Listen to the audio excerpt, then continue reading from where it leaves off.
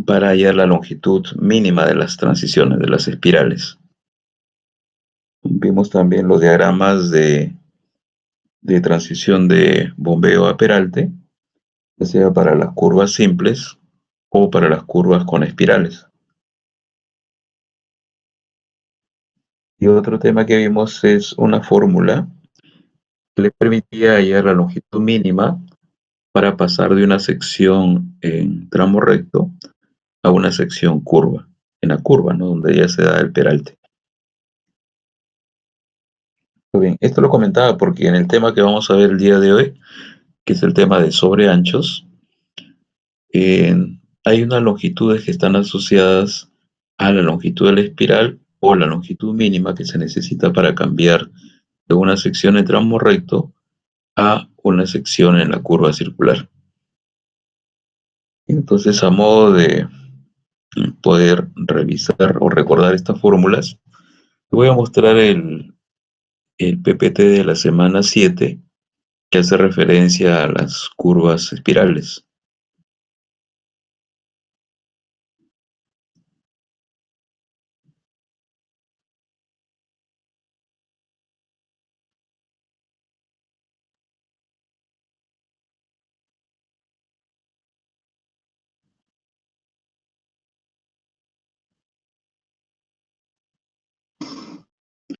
Ahí está. No sé si pueden ver en pantalla el PPT.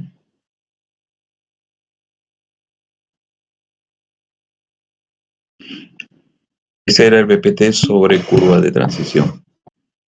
No, a ver, me confirman si se ve. Sí se ve la pantalla, profesor, pero mi un compañero tiene una duda.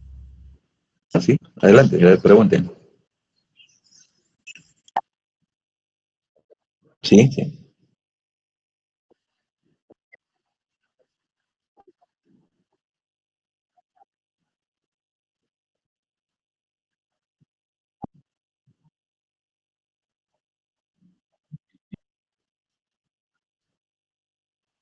Los puntajes son los que están indicados en la rúbrica. Ahora, mm, ¿qué grupos son ustedes? No recuerdo qué grupos son. El Sí, somos grupo del 2, grupo 2, profesor, confirmo. del grupo 2. Mm, a ver, no sé, el grupo 2. Es el horario CX61, ¿no?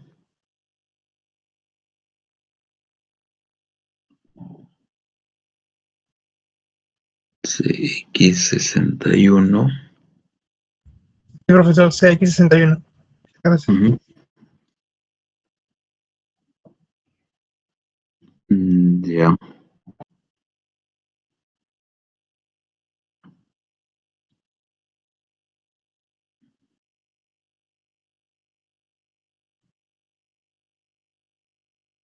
Mm.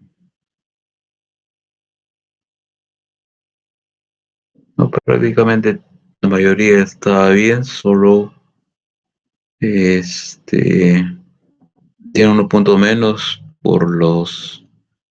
debe ser por los, los avances que presentan semana a semana. Y después, a ver, el método del compás está bien. Comunicación, un poco mejorar el tema de comunicación y nada más, el resto están bien. Sí, el resto está bien. Entonces, en resumen, es un poco el tema de comunicación y este continuar, ¿no? Mejorando entregando los archivos semana a semana y respondiendo los cuestionarios. Por lo demás, en cuanto a contenido, la parte de contenido estaba bien, es lo que se pedía. Esto de la comunicación sí, sí, dime.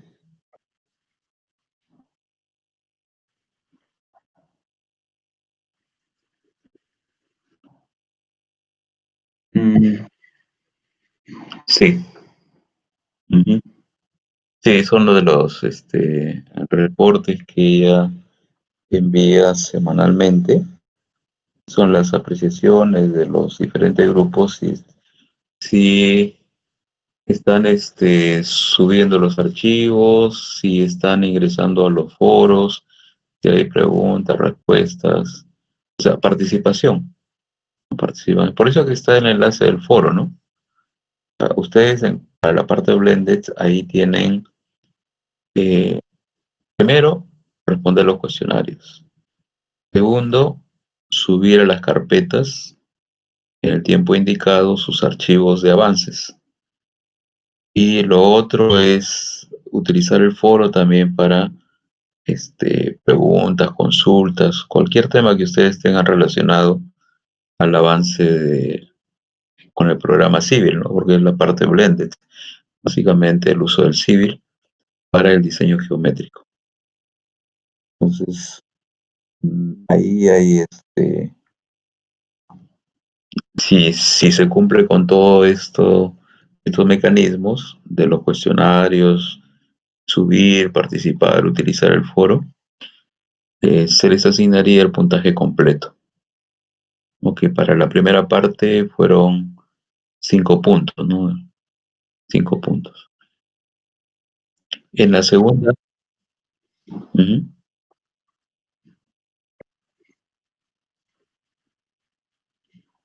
de todo el grupo, sí, claro. Ujú, sí. Igual para la exposición 2 que es la semana 13, también hay un puntaje de avances y el resto es sobre lo que se pide, ¿no? Que para la segunda exposición ya vamos a haber llegado hasta secciones transversales. Entonces, la segunda exposición tiene que explicar el desarrollo sobre el diseño vertical y secciones transversales. Esos temas de diseño vertical y secciones transversales lo vamos a empezar a ver desde la próxima semana. Ya con el tema de hoy día, que es el tema de sobreanchos, cerramos lo que es diseño en planta, diseño horizontal. Y a partir de la próxima semana empezamos a ver diseño vertical, que toma menos tiempo, ¿no? Es más rápido que el diseño horizontal. ¿Ok? Entonces, a ver, les iba a mostrar la diapositiva esta de transiciones para recordar el procedimiento y sobre todo algunas fórmulas que vamos a necesitar para el tema del día de hoy, de sobreanchos. Entonces, acá a ver, les muestro.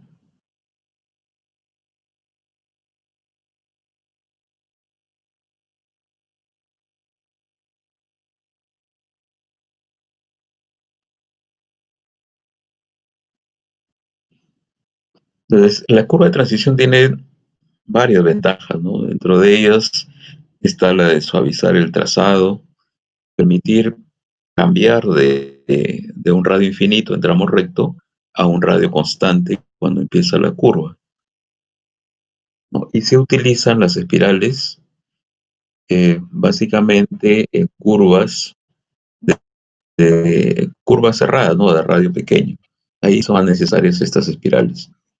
Para poder definir si una curva requiere espiral o no, habíamos visto un par de tablas que son estas de acá, ¿no? La tabla que está a la izquierda se utiliza para carreteras de primera y segunda clase y la tabla de la derecha para carreteras de tercera clase. Mediante estas tablas ustedes pueden averiguar a partir de qué radios ya no se requiere espirales. Ese es el primer paso. Una vez que han identificado las curvas que requieren transiciones o espirales, se calcula la longitud mínima de la espiral aplicando estos criterios, ¿no? Son 3 criterios. El primero, que tiene que ver con la variación de la fuerza centrífuga. El segundo criterio es un criterio de estética. Y el tercero está relacionado con la, la transición de secciones, ¿no? De tramo recto a curvo. Estos son los tres criterios en el caso de carretera de primera y segunda clase. Para la carretera de tercera clase, lo único que cambia es este criterio 3. En reemplazo de esta fórmula, L2 más L3, se utiliza esta de acá, 0.0178 por B al cubo sobre R. O sea, solamente cambia en el criterio 3, el resto se mantiene. Entonces, además, recordar que por norma, la longitud mínima de la espiral en carretera de primera y segunda clase de 30 metros. ¿Ya? Y habíamos comentado un acuerdo interno entre los profesores que la carretera de tercera clase se puede considerar 25 metros como la longitud mínima. Entonces, con esto ya ustedes identifican qué curva requieren espiral y también ya estarían en capacidad de calcular la longitud mínima de las espirales. Vimos también este caso, eh, el cambio de secciones, ¿no? Que se da del tramo recto al tramo curvo. Para que se dé este cambio de secciones de manera gradual, en la norma también hace referencia a una longitud mínima que debería darse para el cambio de secciones. Esa longitud mínima es una fórmula que nosotros la vimos por acá, analizando cómo era el cambio de las secciones. Finalmente, llegamos a una relación que es esta de acá, ¿no? Esta fórmula les da la longitud mínima que se necesita para cambiar de una sección en tramo recto a una sección en curva. El PF es el peralte de la curva, el PI es la inclinación del carril, ¿no? La inclinación inicial, o sea, el bombeo. La P mayúscula es del carril. Y el IP máximo es una expresión que se obtiene como 1.8 menos 0.01 por la velocidad de diseño, ¿no? Ese era el IP máximo. Y gráficamente, acuérdense, el IP máximo es la pendiente máxima que tiene la trayectoria al borde exterior. Cuando empiezan a girar las secciones para llegar al peralte, el borde exterior describe una trayectoria. Es una trayectoria ascendente, ¿no? Es como lo vemos acá en el gráfico. Acá tenemos la trayectoria del borde exterior, sería esta línea de acá, ¿no? Que va subiendo, subiendo, subiendo hasta acá. Y respecto de el eje, o sea, la línea horizontal, acá se tiene una inclinación máxima, ¿no? Este es el IP máximo, que se calcula con la fórmula anterior, ¿no? 1.8 menos 0.01 por la velocidad. ¿Y qué unidades tiene el IP máximo? En porcentajes. Bien, entonces llegamos hasta esta parte. Estos son los gráficos de transición de bombeo a peralte. Son idénticos para curvas simples o curvas que lleven transiciones, ¿no? Espirales. En el caso de curvas con espiral, el L2 más L3, o sea, esta zona, es ocupado por la espiral. Y en el caso de curvas simples que no lleven espiral, pues tenemos la distancia desde el inicio hasta donde empieza la curva. Esa distancia se calcula con esta fórmula que está acá arriba. Con este. Entonces, esas relaciones al final me permiten hallar los valores de L1, o sea, el primer tramo, el L2 y el L3, que es lo que se pide usualmente para un gráfico de transición de bombeo a peralte.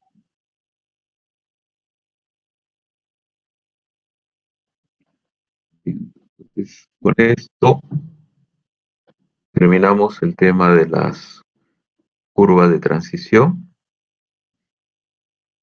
y ahora lo que vamos a ver es el tema de sobreanchos. ¿De qué se trata este tema de sobreanchos?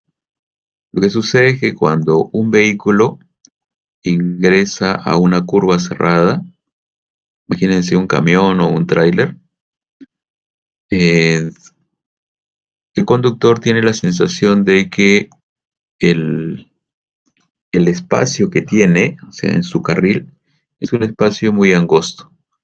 Y lo que hace es tratar de invadir el carril opuesto, ¿no? Invade el otro carril. Y lo que podría suceder en ese caso es que si no se tiene buena visibilidad, puede aparecer un vehículo en sentido opuesto y colisiona, ¿no? Se genera un accidente. Entonces, para mantener el vehículo dentro de su carril, le vamos a dar un espacio adicional al que ya tiene. Imagínense un carril de 3 metros.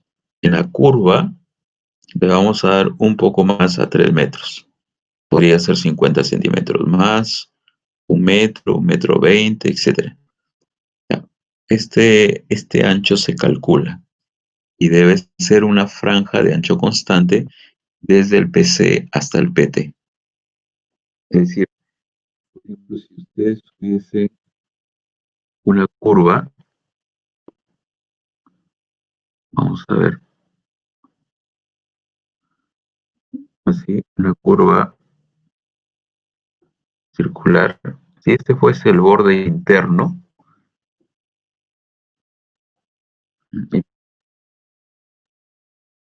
¿ya?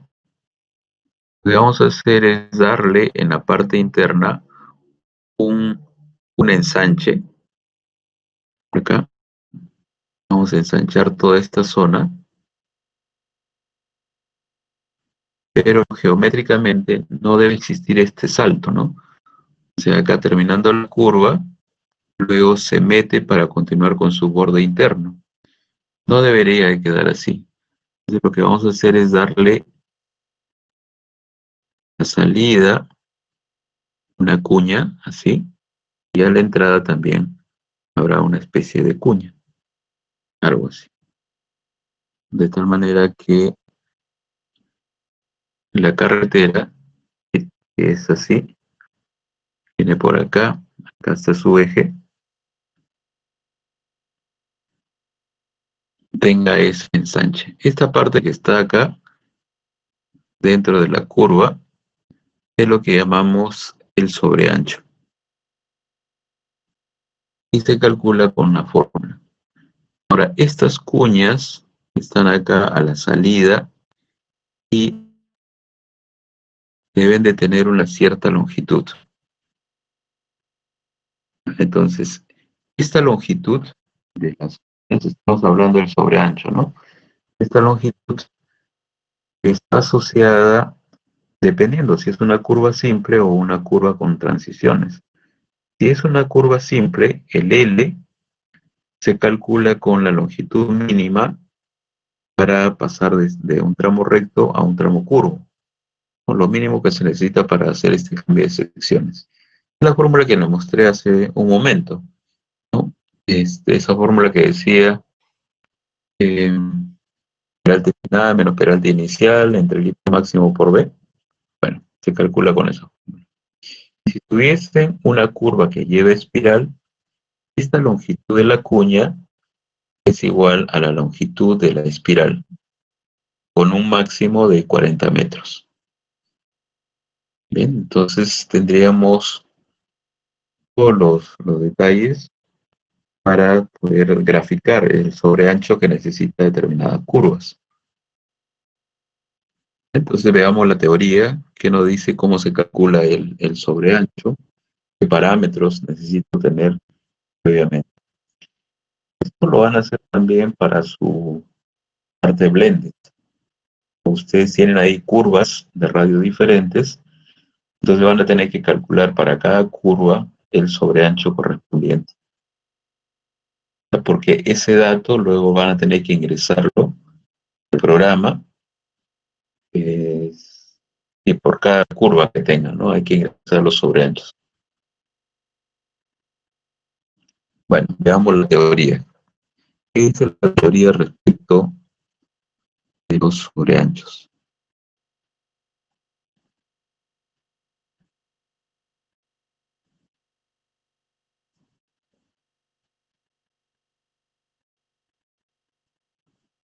Ahí tienen una figura a la derecha, donde la franja de color amarillo representa el sobreancho. Empieza desde antes de la curva, con una ensanche igual a 0, se va incrementando. Cuando llega al inicio de la curva, ya tenemos el sobreancho calculado y lo mantenemos dentro de la curva. La salida se hace lo mismo, ¿no? O sea, el sobreancho va disminuyendo hasta que empalma con el borde interno y tiene un valor igual a 0. Muy bien, entonces para calcular el ancho dentro de la curva, que es un ancho constante, se utiliza la fórmula que está a la derecha. A ver, de esa fórmula solamente hay un parámetro nuevo, el resto es dato, ¿no? O sea, el radio es un dato. El n, ¿qué es el n? El n es el número de carriles que tiene su carretera. O sea, si es una carretera convencional, de una calzada con 2 carriles bidireccional, el n es igual a 2. Si tuviese una carretera que tiene 2 carriles en cada sentido, ahí el n, el número de carriles, es 4. 2 en un sentido y 2 en sentido opuesto. Bueno, B, la velocidad de diseño, y R es el radio de la curva que estamos analizando. Entonces, el L, ¿cómo se calcula el L? El L es un parámetro que se mide desde la parte frontal del vehículo,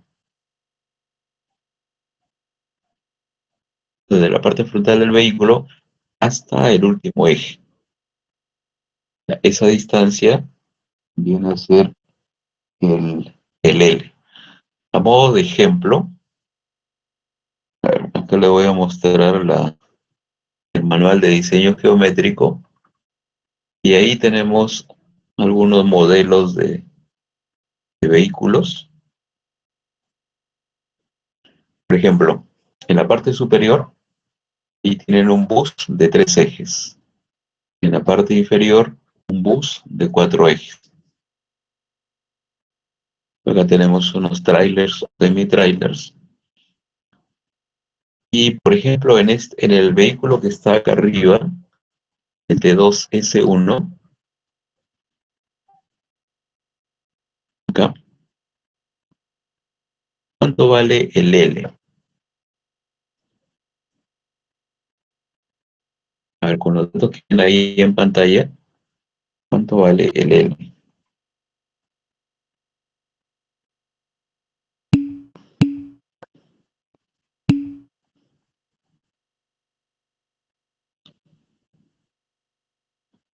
A ver,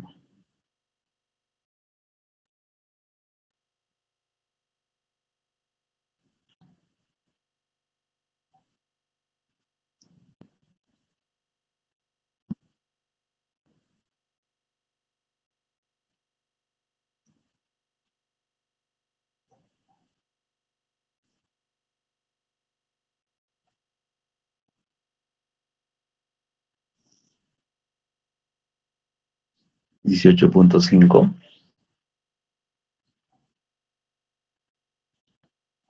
La longitud del vehículo,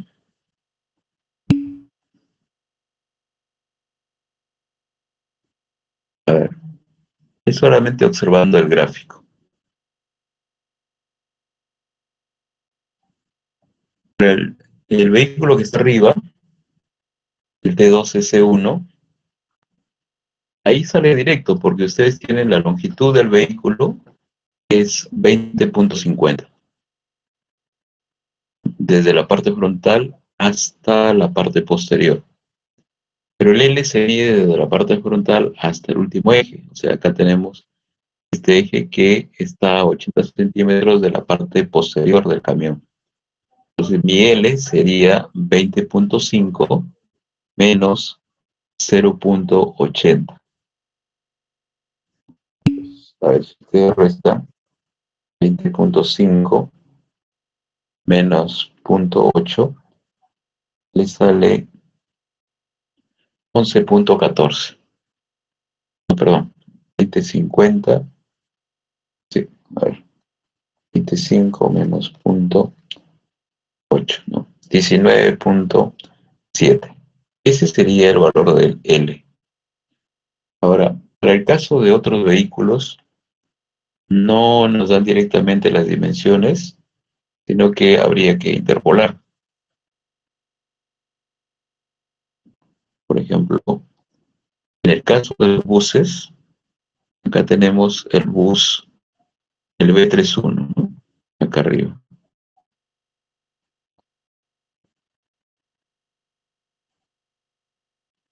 Noten que les dan la distancia entre los ejes posteriores, los dos ejes posteriores. Al centro le dan. Pero nosotros necesitamos al centro de la llanta, mejor dicho. El eje que está más atrás y se mide desde el centro de la llanta hasta la parte frontal. Acá, ¿cuánto vale el L? De acuerdo a la teoría que hemos visto. La longitud del bus.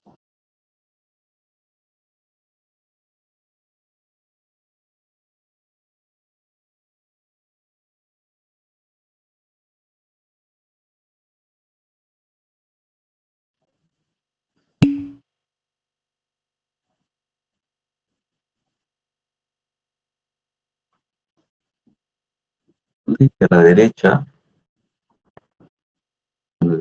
tienen un esquema gráfico.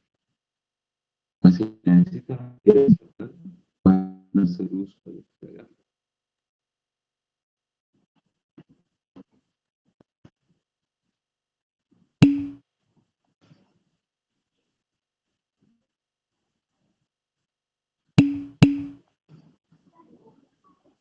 A ver, acá tienen, a ver cuánto les está saliendo.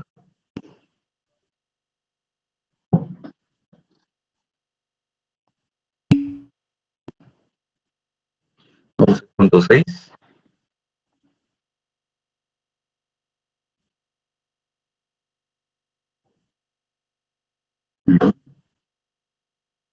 A ver, ¿cómo?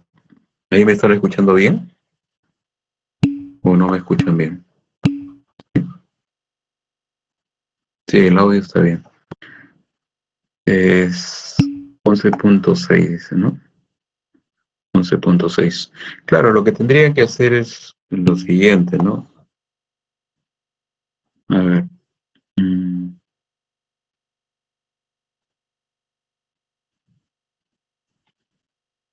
Por ejemplo, ahí tenemos el vehículo. Este es el B31. Como acá a la derecha tengo mi escala gráfica, puedo utilizar esta escala, acá está, y la puedo llevar sobre el dibujo. Pongo el 0 justo en el centro de la llanta, ahí, más o menos, y me fijo cuánto marca hasta la parte posterior. Aquí digamos que aproximadamente es 3.1 o 3.2. Vamos a ponerle 3.1. Entonces el L para este vehículo, el L sería los 14 metros menos 3.1, digamos. Y esto me da 10.9 aproximadamente.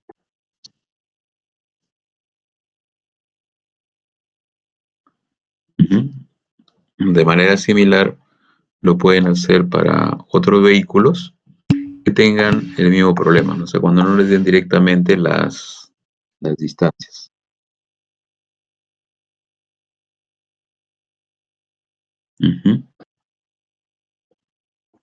Entonces, ese es el procedimiento.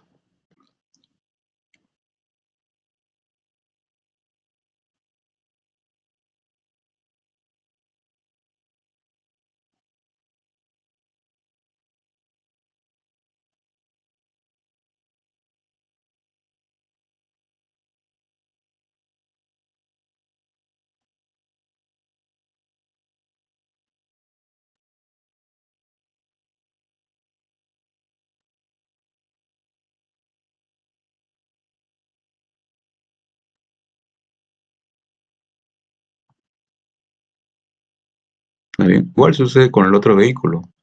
Acá tengo uno más de mayor longitud. Este es un B41. También para calcular el L puedo utilizar mi escala gráfica.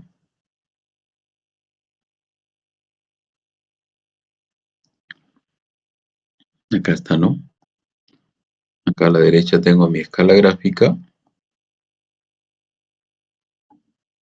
y llevamos la escala gráfica hasta el centro del neumático posterior, ¿no? Ahí más o menos. Y está marcando, digamos, algo de 3.1. Entonces, en este caso, para el B41, ¿cómo calculamos el L? El L sería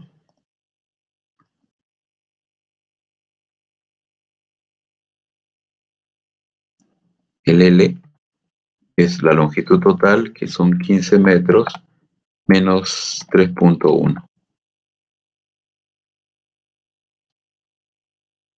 Y esto le da 11.9 metros. Ese sería el L que va en la fórmula. Entonces, si ustedes revisan el manual de diseño geométrico, la norma completa, ahí van a encontrar varios tipos de vehículos con sus escalas gráficas y bueno, pues pueden tomar medidas de determinados vehículos si es que se necesita para algún caso o algún ejercicio.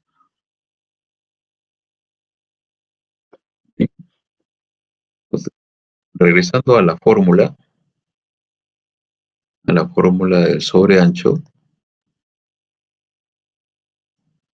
que era esta de acá, ya tendrían todos los parámetros del sobreancho. Ahora, ¿cuándo el sobreancho tiende a reducirse? El sobreancho se va reduciendo conforme incrementamos el radio de las curvas circulares. O sea, a mayor radio, menor este sobreancho.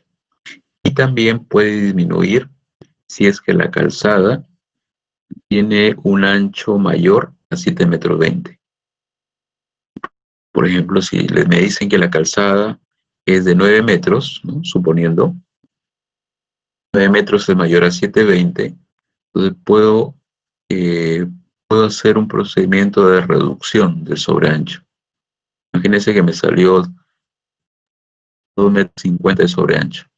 Lo puedo multiplicar por un factor y me va a salir menos. ¿Sí? Eso es justamente lo que nos indican por acá. Dice la construcción del sobreancho durante la etapa de diseño, la etapa de construcción, exige un incremento en el costo y el trabajo que debería estar compensado únicamente por su eficacia eh, en el ancho de la calzada. Valores muy pequeños de sobreancho no tienen influencia práctica y no deben considerarse. O sea, si le sale un valor muy pequeño, 5 centímetros, 6 centímetros, ya no lo van a considerar. Ahora, si la calzada tiene un ancho mayor a 7,20 metros, el sobreancho que requiere la curva se calcula con la fórmula anterior y luego se le aplica un factor de reducción, ¿no? Los factores están en la tabla 302.2, que es esta tabla de acá, ¿no? Ahí tienen en la primera columna están los radios, en la segunda los factores de reducción, luego vienen radios y factores de reducción. Bueno, en el ejercicio anterior, bueno, en uno de los ejercicios, digamos, que hemos visto, supongamos que tienen un radio de 200 metros y la calzada tiene un ancho mayor a 7,20 metros. Yo calculo con la fórmula del sobreancho y lo multiplico por este factor de reducción. Si tuviese un radio de 200 metros, el factor de reducción es 0,38. Yo lo multiplico y de esa manera puedo reducir el sobreancho. Ahora, para justificar su construcción, dice el sobreancho mínimo va a ser de 40 centímetros. Si le sale con la fórmula un valor menor a 40 centímetros, ya no lo consideran, pues. O sea, por ejemplo, si le sale 8 centímetros, 9 centímetros, ya no tendría mucho sentido práctico construir ese sobreancho que va a ser menor al ancho de la superficie rodadura. Entonces, valores muy pequeños no se consideran. Ahora, si le sale 0.36, 0.37, lo redondean al mínimo, que es 0.40.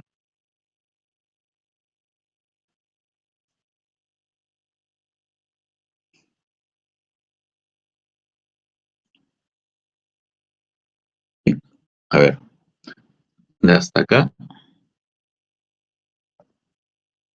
¿alguna pregunta?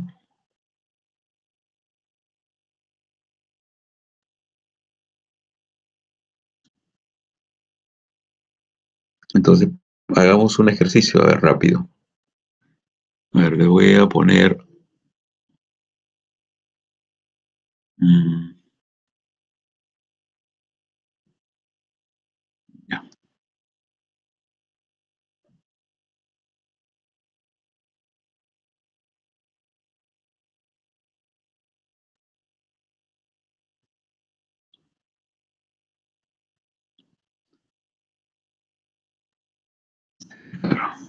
voy a poner unos datos para que ustedes lo puedan resolver.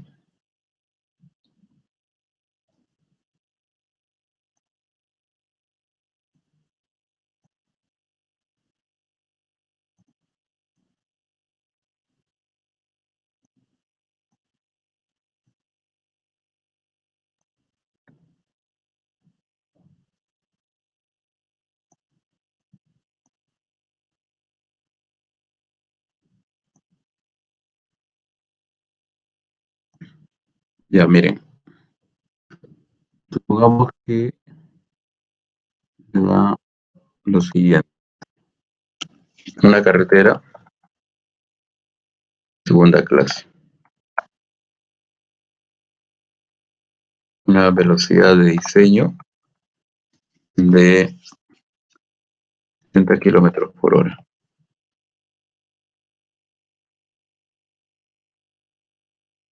Muy bien. Y tenemos una curva de radio, vamos a ponerle 200 metros, radio,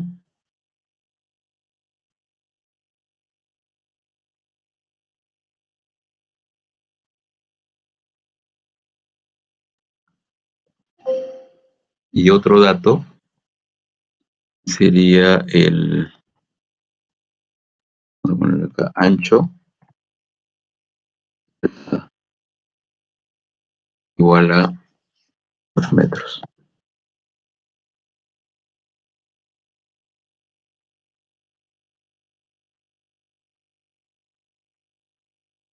Ya está. Entonces la pregunta es, ¿cuánto vale en este caso el sobreancho? ¿Qué más necesitan? Me dirán la fórmula.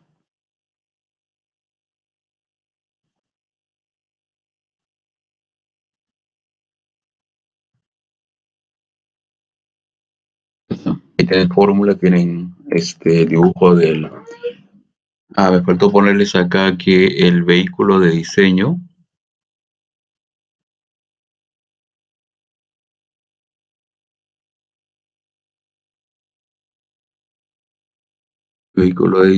es un B4-1. Ese es el vehículo de mayor longitud que va a circular por este tramo de carretera. Bien, entonces, a ver, ¿cuánto sale el sobreancho?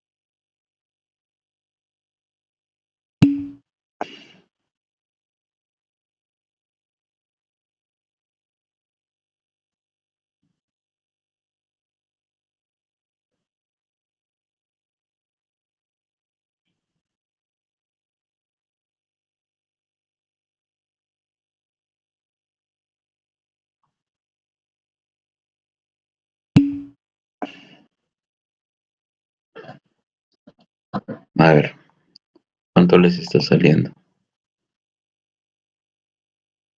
1.13, 1.029. Respuestas diferentes.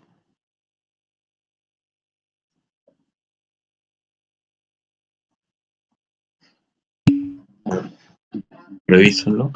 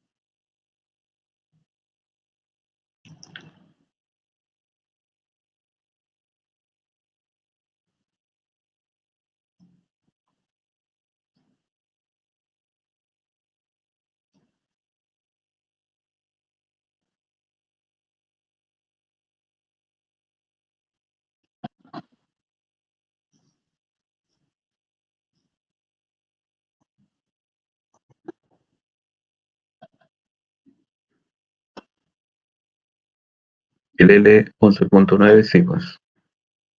11.9 pueden considerar. ¿Y cuánto sale el sobreancho?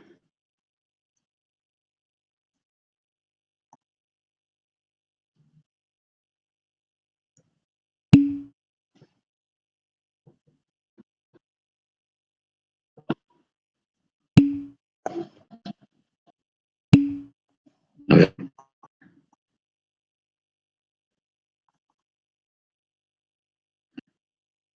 1.029, 1.13, 1.13,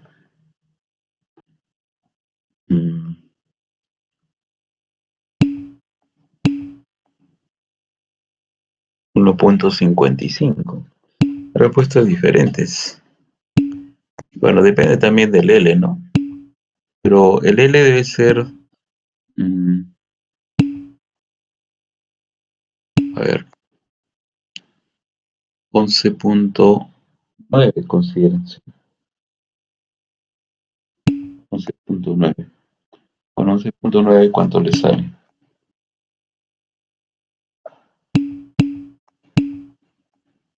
1.13.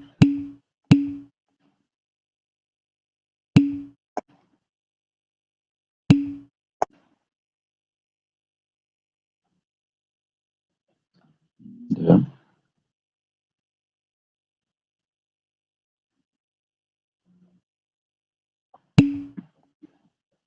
Muy bien, entonces 1.3. Entonces, a ver, hasta ahí, si está bien el 1.13, analicen lo que le dice acá, ¿no? Ancho de calzada, 8 metros. Entonces, hacer la calzada de 8 metros es mayor a 720. Y eso quiere decir que tendríamos que aplicarle su factor de reducción. Entonces, el sobreancho está saliendo, cuando me dijeron 1.13, ¿no? Claro, sobreancho lo 13, pero este no es el sobreancho final. El sobreancho final sería el que hemos encontrado con la fórmula multiplicado por su factor de reducción. Entonces, para un radio de 200 metros, el factor es 0.38. Acá le ponen por 0.38. Y esto sale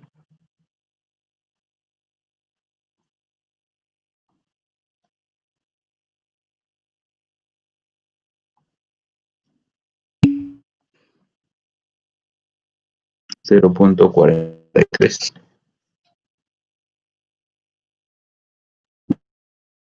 Es el mínimo. Entonces, ese sería el sobreancho real que le van a construir. 43 centímetros o redondeando a múltiplo de 5, 0.45. 45 centímetros de sobreancho.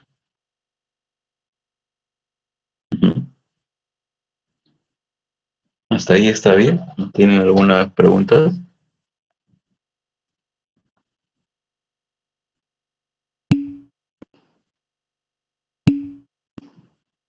A ver, el criterio para aplicar la reducción. Claro, como me están indicando que la calzada tiene 8 metros, de 8 metros, lo que hacemos es lo que dice la norma, ¿no? Cuando la calzada tiene más de 7 metros 20, en este caso 8, se aplican factores de reducción. O sea, primero con la fórmula, el sobreancho sale 1.3, pero el sobreancho ya efectivo o real sería el sobreancho calculado por el factor de reducción. Ahora, ¿cuánto vale el factor de reducción? Por eso les mostraba el cuadro, este de acá, ¿no? Como ustedes verán, para un radio de 200, el factor de reducción es 0.38. Entonces, el sobreancho final es el que hemos calculado multiplicando por 0.38, ¿no? Realizar esta operación, acá está 1.13 por 0.38, nos sale 0.43 metros. Esta curva de radio 200 necesita un ensanche o un sobreancho de 43, bueno, redondeando podrían ser 45 centímetros. Entonces, ahí tenemos calculado la parte que va desde el PC hasta el PT, ¿no? El sobreancho que es constante.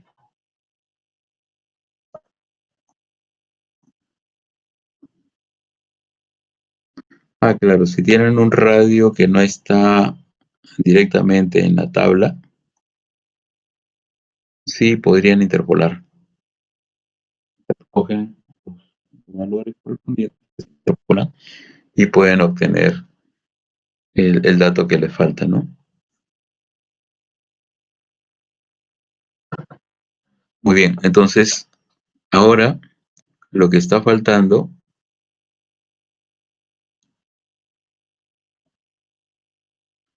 son las longitudes de las cuñas. A ver, calculen cuánto saldría la longitud de la cuña.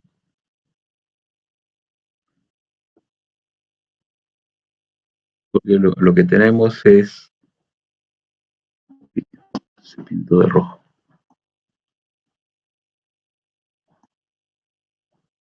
Lo que tenemos es, acá está, digamos que acá empieza el sobreancho. Este es el PC, ¿no? donde empieza, y nos falta calcular la longitud de esta cuña.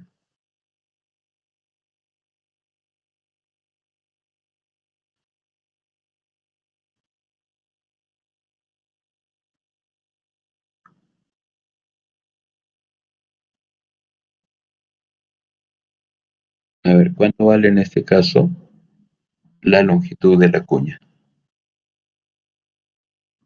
A ver, hagan sus cálculos y me dicen cuánto sale.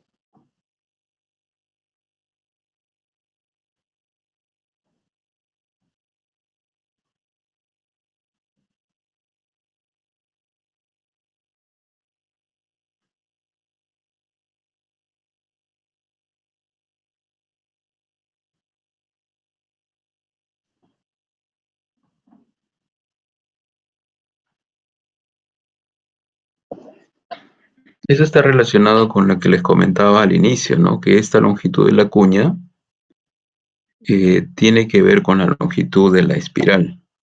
Entonces, si esta curva necesita espiral, el L que hemos puesto ahí es igual a la longitud de la espiral, con un máximo de 40 metros. Ahora vean, pues esta curva, suponiendo que es una carretera de segunda clase, ¿no? Ahí está, no está indicado segunda clase. Tiene un radio de 200 metros y la velocidad es 60 kilómetros por hora. Y hasta 60 kilómetros por hora. Eso significa que,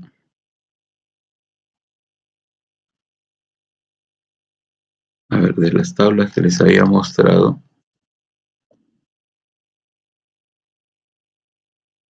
acá está, ¿no?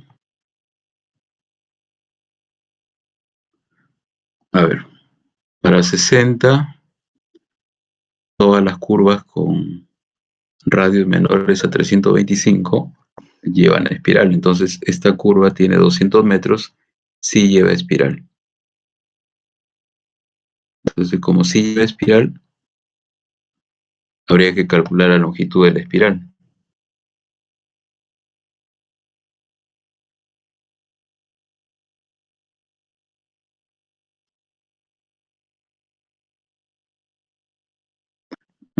Me preguntan qué relación existe entre el despeje y lo que estamos viendo ahora.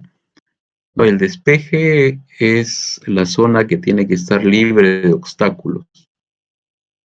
Ya es una zona libre de obstáculos para que el conductor, conforme avance en la curva, pueda observar cualquier detalle que se encuentra en la parte intermedia o al final de la curva. Entonces, para ello debe existir cierta zona libre, ¿no? Y esa zona libre lo hemos calculado, lo llamamos el despeje. Ahora, lo que estamos viendo es un incremento en el ancho del carril. ¿Para qué? Para que el vehículo no tenga la tendencia a irse al otro carril, o sea, que siempre se mantenga en su carril. Si es un vehículo de largo, entonces los vehículos largos tienen más problemas cuando tienen que girar en una curva cerrada. Ellos tienen que bajar la velocidad, dar la curva, etcétera, ¿no? Se les complica un poco. Entonces, pero justamente para, para que ellos tomen la curva de manera más fácil, lo que hacen es abrirse. Y al abrirse, invaden el otro carril. Entonces podría generar un accidente. Con este ensanche lo que estamos haciendo es darle al carril interno un ancho mayor, ¿no? Un ancho mayor de tal manera que el vehículo siempre se mantenga en este carril y no invada al otro carril. Eso es lo que estamos viendo con el tema de sobreanchos.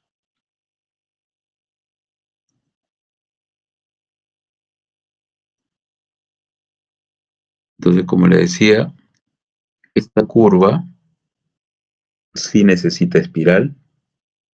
Habría que aplicar los criterios para ver cuánto sale la longitud de la espiral.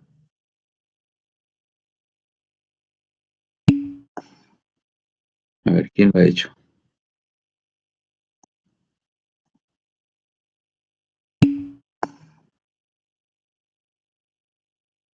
Así es, la longitud de la espiral va a ser igual a la longitud de la cuña. Ujú.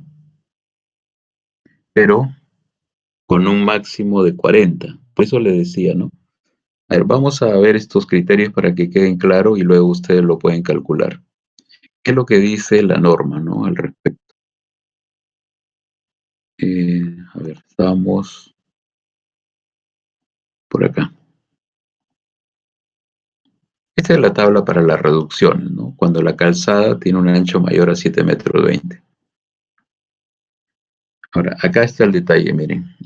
En estos párrafos, lo que dice la norma es que en el caso de curvas circulares simples, o sea, curvas que no llevan espiral, esta cuña, ¿no? La cuña del sobreancho, va a tener una longitud igual a la longitud mínima que se necesita para cambiar de bombeo a peralte. Bien, entonces la longitud mínima para cambiar de bombeo a peralte es esta que lo demostré. Lo mostré en la otra diapositiva, ¿no? Era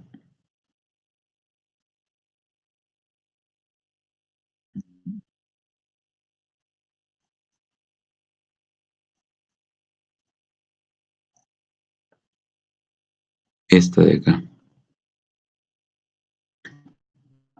Esa que ven ahí es la fórmula para hallar la longitud mínima que se necesita para cambiar de bombeo a peralte. Entonces, si ustedes tienen una curva simple, le han puesto un sobreancho y quieren calcular la longitud de las cuñas, entonces le ponen esta longitud que se obtiene con esta fórmula. Bien, ¿qué pasa con las curvas que sí llevan espiral? En el caso de curvas que lleven espiral, la longitud de la cuña es igual a la longitud de la espiral con un máximo de 40 metros. Es decir, si la curva de transición mide más de 40 metros, la cuña le pondremos 40 metros como máximo. Y si la curva de transición es menor a 40 metros, entonces la longitud de la cuña es igual a la longitud de la espiral. Si por ejemplo la espiral salió de 32 metros, la cuña tendrá 32 metros. Bien, esos son los criterios, entonces, para determinar las longitudes. En base a estos criterios, ahora ustedes pueden calcular para esta curva, en la que hemos visto, cuánto vale la longitud de la cuña.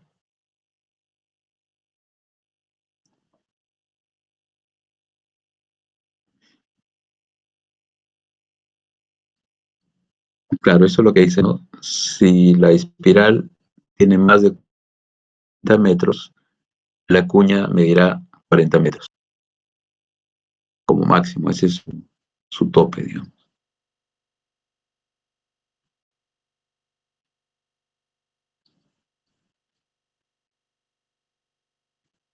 Entonces, lo que hay que hacer ahora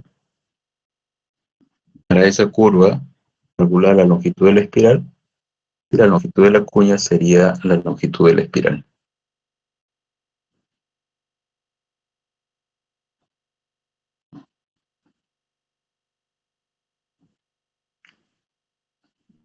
Muy bien, entonces ya saben cuál es el procedimiento.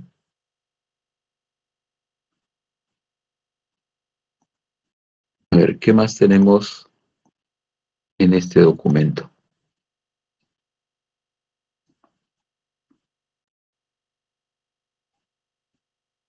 Dice, el desarrollo del sobreancho se dará, por lo tanto, siempre dentro de la curva de transición, adoptando una variación lineal. O sea, la cuña va incrementándose linealmente hasta que llega al PC. Allí la franja, el sobreancho se mantiene constante y a la salida de la curva el sobreancho tiende a disminuir. Si ustedes quieren averiguar el valor del sobreancho en alguna parte dentro de la cuña, puede utilizar esta relación lineal que vemos ahí, ¿no? Sobreancho a una cierta distancia igual al sobreancho de la curva entre el L, ya sabemos lo que es el L mayúscula, en la longitud total del desarrollo del sobreancho dentro de la curva de transición. Y el L sub n sería la distancia medida desde el inicio de la cuña hasta el punto en el cual queremos averiguar cuánto vale su sobreancho.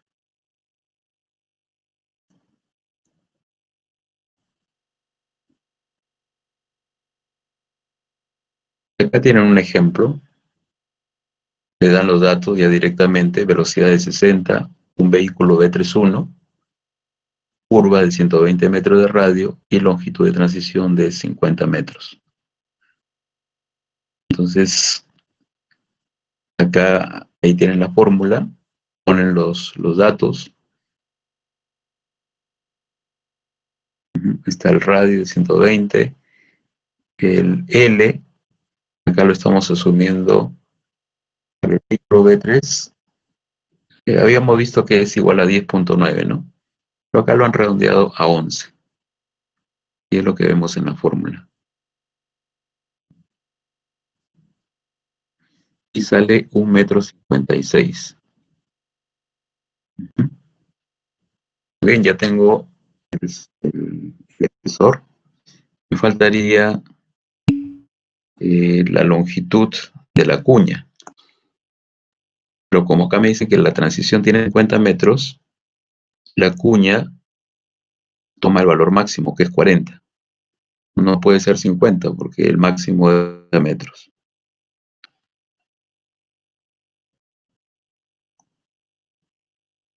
Bien, preguntas esta parte. Esta formulita que está acá abajo que dice S a su n 1.56 sobre 40 por L sub n, le da estos anchos, ¿no? Entre la línea negra del borde inferior y la línea roja. Le daría esos anchos.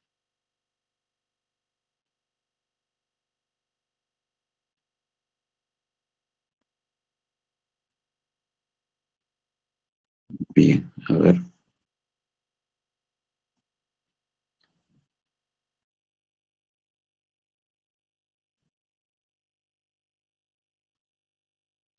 Claro, el LN sería la longitud dentro de la cuña.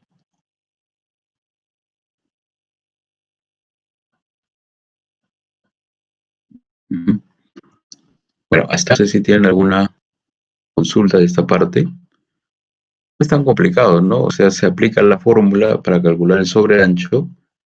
Si la casada tiene más de 7,20 m, se aplica su factor de reducción, verifican que el sobreancho obtenido sea mayor al mínimo. El mínimo es, en cuanto 40 centímetros, ¿no? Y luego, por último, la longitud de las cuñas están asociadas a la longitud de las espirales con un máximo de 40 metros, o si no lleva espirales, la longitud mínima que se necesita para cambiar de una sección en tramo recto a una sección en curva.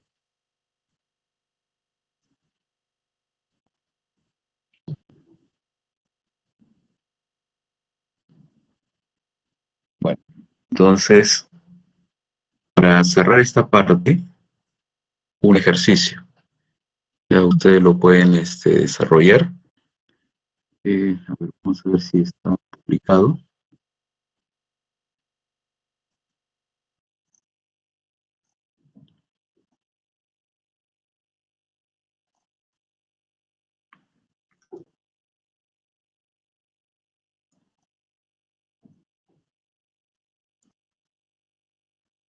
Ya les voy a mostrar.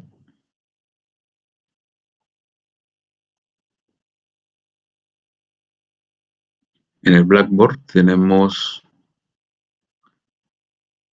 en la semana 9 que está acá.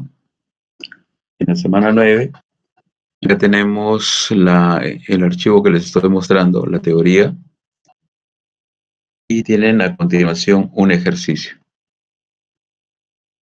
Sí, acá dice sesión 17, presencial, un ejercicio. Y los datos correspondientes están en este PDF, ¿no? Le dan clic, se abre el documento PDF y le dan los datos básicos de una carretera, el IMDA, velocidad de diseño, bombeo, tiempo de precipitación, zona, es una zona que tiene peligro de formación de hielo. Luego está en el cuadrito, en la tabla 1 con los radios, el radio de diseño, el punto donde empieza la progresiva, punto donde termina la progresiva, y a continuación hay un gráfico que vendría a ser un perfil, ¿no? La línea más gruesa representa el relieve por donde van a circular los vehículos. En caso del perfil hay que verificar que esta línea no exceda a la pendiente longitudinal máxima. Y entonces les piden dos cosas. La longitud mínima de la espiral que se requiera y luego el sobreancho y su longitud de sobreancho para cada curva. Sobreancho y su respectiva longitud de sobreancho. O sea, la longitud de las cuñas. Y con eso ya quedaría definido el dibujo de los sobreanchos. Muy bien, entonces este documento ustedes lo tienen en la semana 9. Bajen ese documento y para cerrar ya este tema de diseño en planta, resuelven el ejercicio y lo suben al enlace. Este enlace que tenemos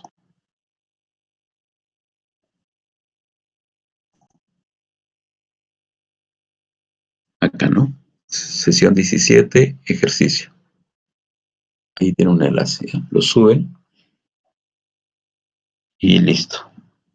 A ver,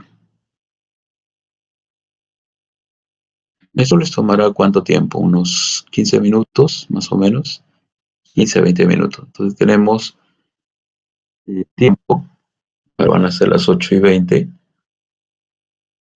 Traten de resolver ese ejercicio.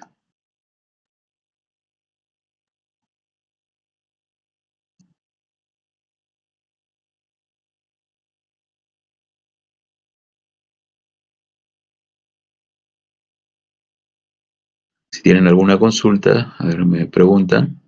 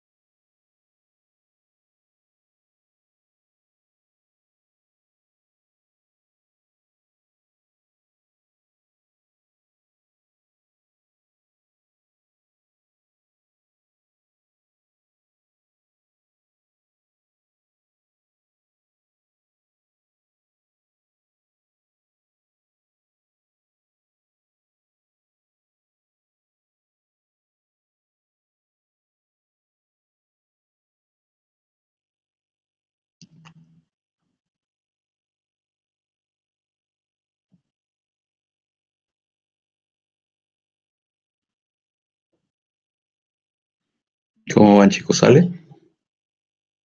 Calcularon la longitud de la espiral.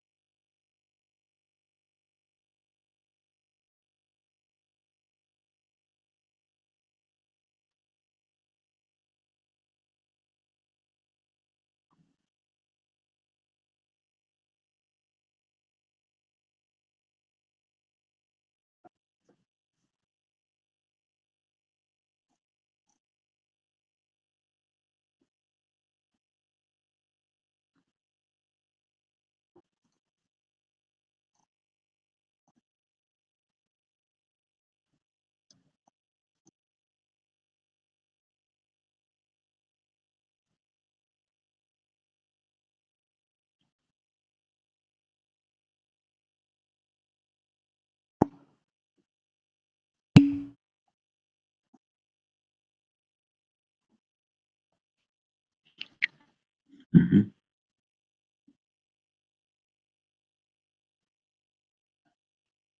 Así sale 30. Ujú. Bueno, si sale 30,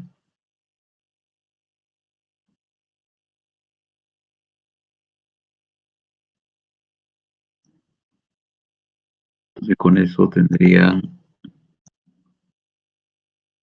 la parte A, ¿no? Longitud mínima de espirales que requieren las curvas. Entonces la primera curva requiere su espiral, hacen su procedimiento, los criterios y determinan la longitud mínima. Luego tendría que ver la parte, cuánto vale el sobreancho en cada curva y la longitud también, ¿no? La longitud de las cuñas de estos sobreanchos.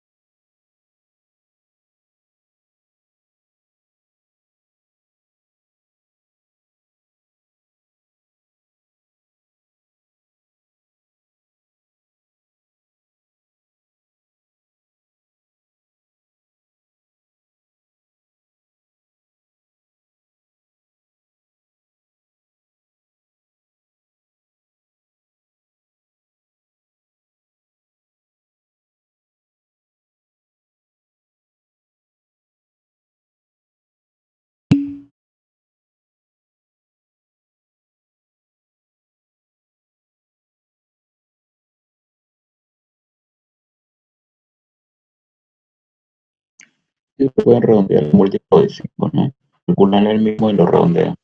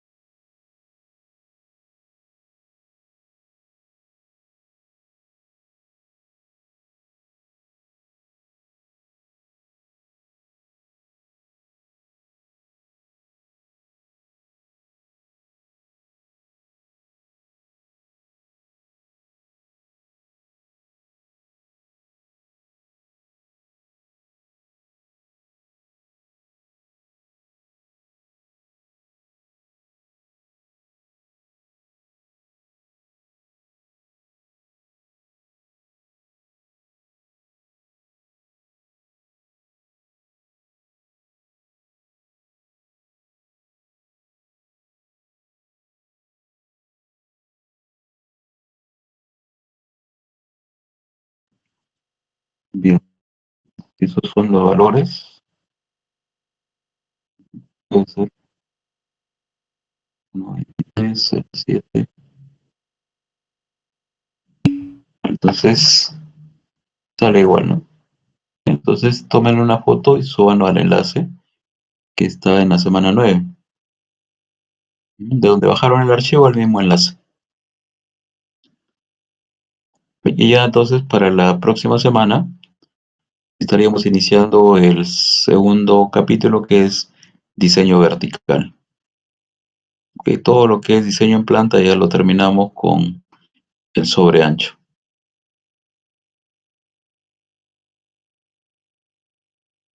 Ujú. Entonces, nos vamos a quedar acá y ya iniciaríamos la próxima semana con el capítulo de diseño vertical. No sé si tienen alguna consulta o una pregunta.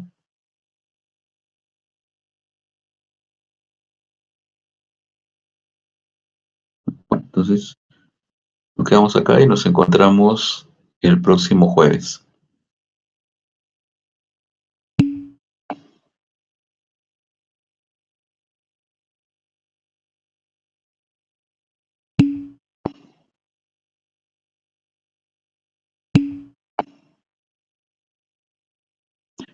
Cuando la curva no lleva espiral, el L se calcula con esa fórmula que dice PF menos PI entre el IP máximo, todo multiplicado por el ancho del carril.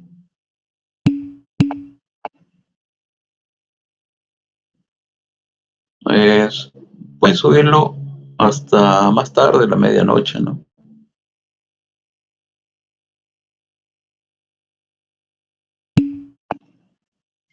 Bien, ok chicos, entonces los dejo, ya nos encontramos la próxima semana. Gracias, profesor. Cuídese. Hasta luego, gracias.